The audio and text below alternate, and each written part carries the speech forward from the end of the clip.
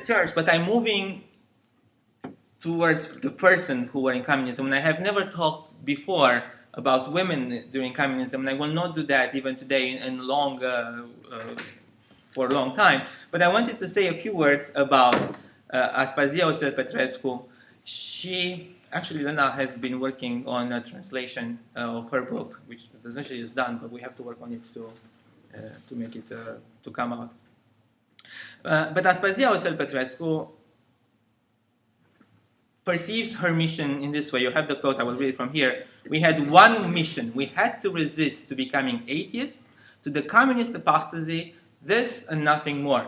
So she perceived the resistance against the communist regime as not being a resistance based on economic terms or based on political terms, but rather based on faith. Because the communist regime is openly atheistic, first of all, which, whenever I say it's openly atheistic, I'm not putting blame on people who are atheists. I think that it's completely different. A regime who is atheist imposes on everyone how you have to behave. So I'm not saying anything about human beings. I'm talking about the regime. And because the regime was considered was openly atheistic, and because the regime proposed to completely erase all distinctions between human beings, I think that Aspazia Otel Petrescu considered her mission as being resisting to the communist apostasy, and this is nothing more. And the main method that she mentions is prayer. And not any kind of prayer, but prayer with the words used by previous generations.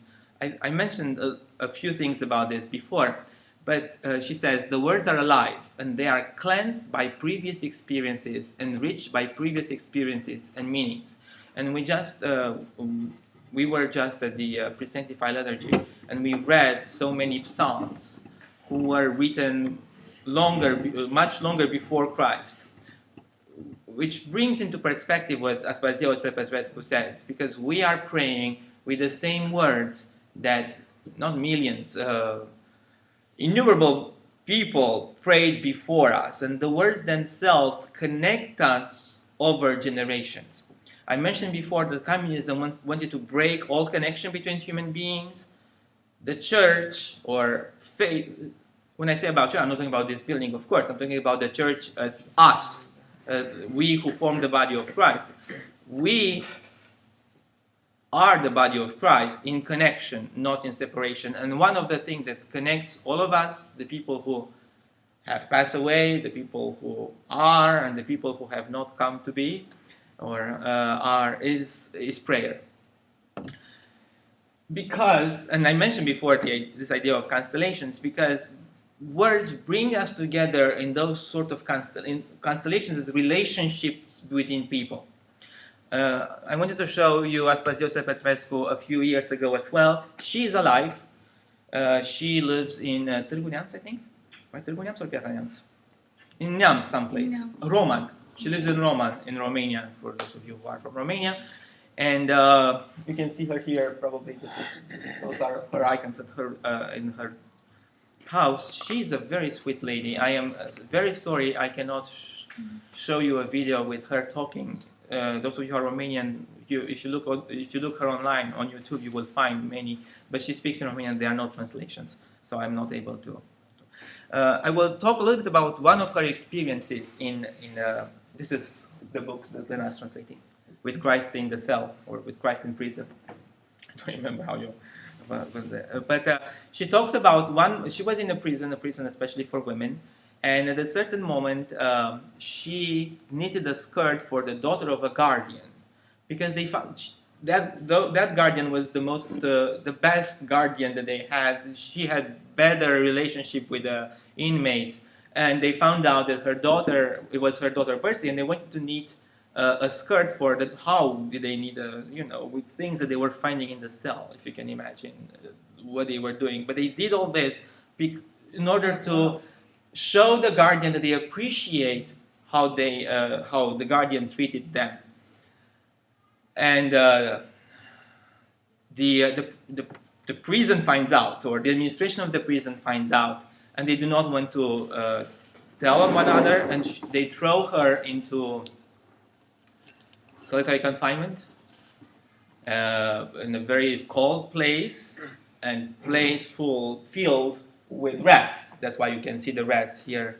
And she talks in the book about it, and she says, I collapsed in a dark despair.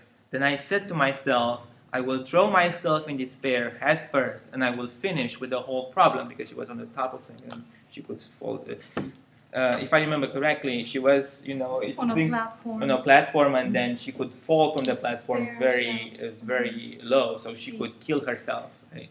And then she continues, but then despair howled from me in complete sincerity, Lord, do not leave me. You are my only salvation. And at that moment, she says that she experienced the uncreated light, and that everything, the whole reality was transfigured in the uncreated light, and this uncreated light, or this feeling, has not left her for 3 days, if I remember the number of days correctly. But what is this feeling? The whole reality around her somehow disappeared. It wasn't that the reality was not present, of course, and that's the way in which if I'm correct when I explain what she says, it's the way in which she explains things.